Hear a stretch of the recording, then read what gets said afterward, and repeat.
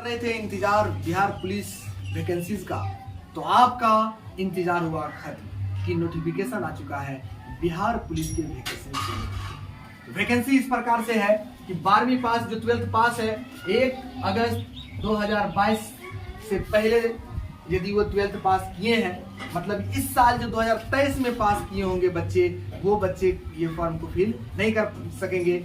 1 अगस्त 2022 से पहले जो बच्चे 12th पास किए हैं वो ही बच्चे फॉर्म भर सकते हैं। क्लियर हो गया?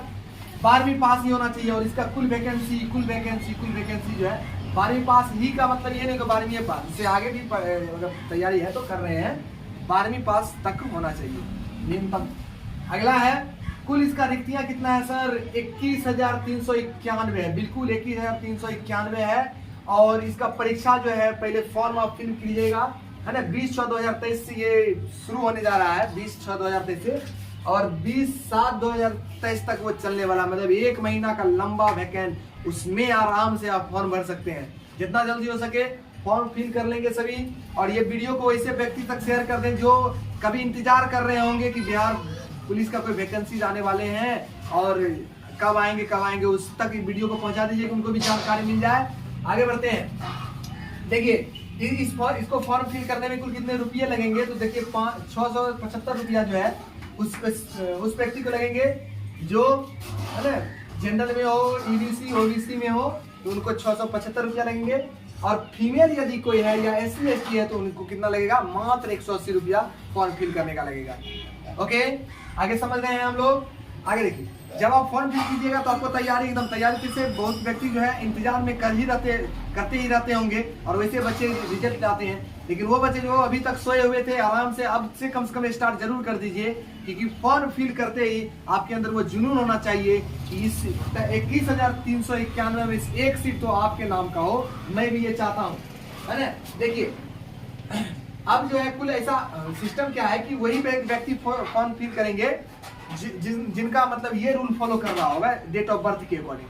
डेट ऑफ बर्थ यदि कोई जनरल है, मेल हो चाहे फीमेल हो, उसको 1997 से पहले यदि जन्म हुआ है, 1997 से पहले, तो वो फॉर्म फिल नहीं कर सकते हैं। 1997 में भी यदि 1/8/1997 से पहले नहीं होना चाहिए। अगर उसके बाद है, जनरल में है, मेल हो या फीमेल हो, वही फॉर्म भर सकते हैं।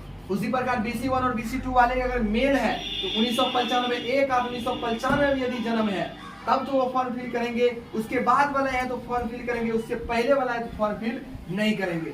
अगर फीमेल है तो 1/8/1994 तक है तो वो फॉर्म फिल करेंगे, उससे पहले है फॉर्म फिल नहीं कर सकते हैं, उसके बाद वाला कर सकते हैं। लेकिन कब तक? 2004 तक, 2004 तक वाला, 2004 से पहले वाला, और जो बता रहे इससे बाद वाला, बीच के लोग ही भर सकते हैं। अगर 1905 में किसी का जन्म हो गया, 1/8/1904 तक ही,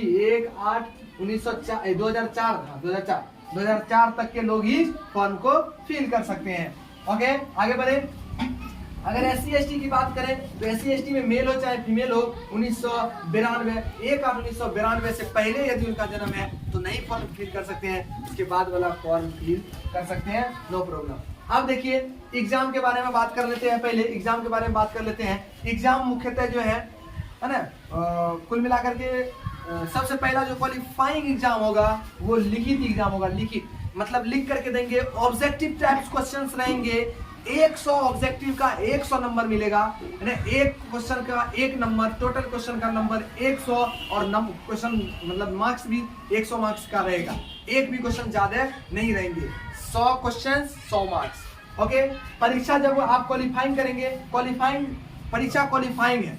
क्वालिफाइंग का मतलब हुआ आप जो है पूरे वैकेंसी जितने फॉर्म भरे हैं उसमें से जो सबसे अत्यधिक लाते हैं उसका वैकेंसी का कम से कम 5 गुना, है ना, 5 गुना स्टूडेंट को इसमें क्वालिफाई कर दिया जाता है। और जब क्वालिफाई हो जाते हैं तब जाकर के आपका माप तौल के लिए आपको बुलाया जाता है। आपका चेस्ट एंड ये जो है लंबाई, लेंथ को मापा जाता है, जिसमें लेंथ की बात करें तो फीमेल 155 cm होना चाहिए फीमेल का, और मेल का 165 cm होना चाहिए।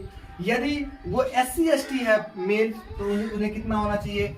160 उसकी लंबाई होना चाहिए 160 इंच। ओके, लंबाई उतना कुछ ज्यादा है नहीं, इसीलिए कोई भी फॉर्म को फिल कर सकते हैं। एक बार लेंथ को अपना देख लें उस हिसाब से। उसके बाद फिजिकल जब होगा तो फिजिकल कुल मिलाकर के 3 फिजिकल होंगे। 3 में सबसे पहला होगा दौड़।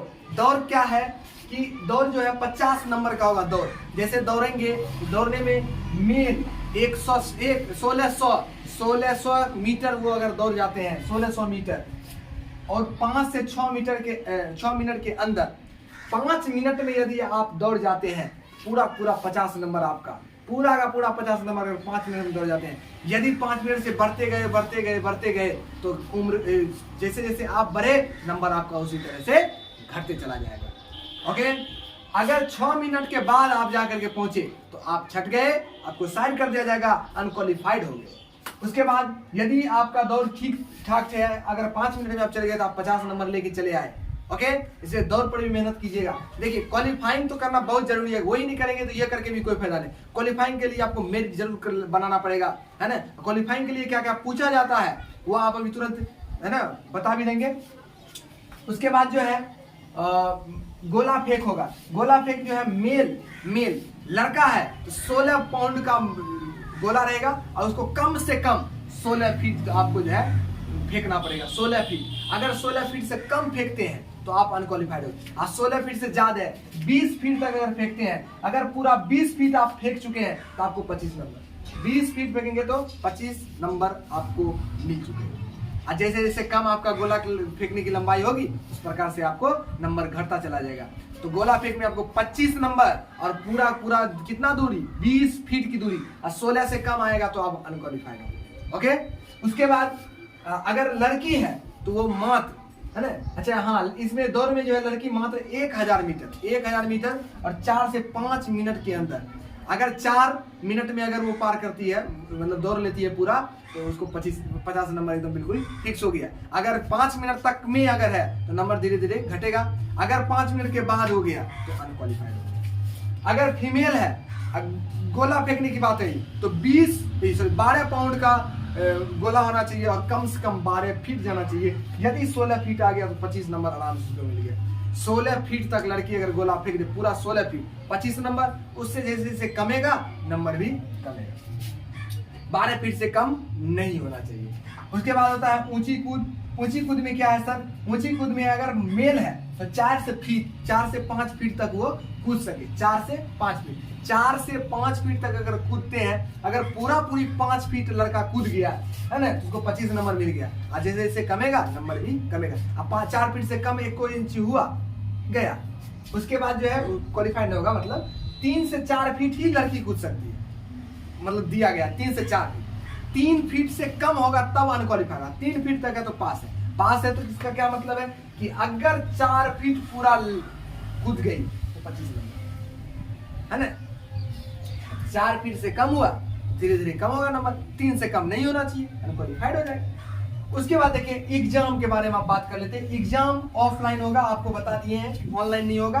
आपको जो है क्या करना है कि OMR सीट पर कलम से घसने के वाला है, और 100 ऑब्जेक्टिव क्वेश्चन रहेगा। ऑब्जेक्टिव अब ये देख लेते हैं कि इसका क्या सिलेबस है। देखिए भाई साहब, सिलेबस जीके और जीएस ये दोनों मिलाकर के 75 मार्क्स का क्वेश्चन रहेगा। टोटल क्वेश्चन भी 75 रहेंगे, और मैथ और इंग्लिश ये दोनों मिलाकर के 15 नंबर रहेंगे। कभी 9 नंबर इंग्लिश दे देता है, कभी जो है 6 नंबर इंग्लिश दे देता है, 9 नंबर मैथ दे देता है, इस तरह से होता है। कभी 10 और 5 करके 15 पूरा देता है ना।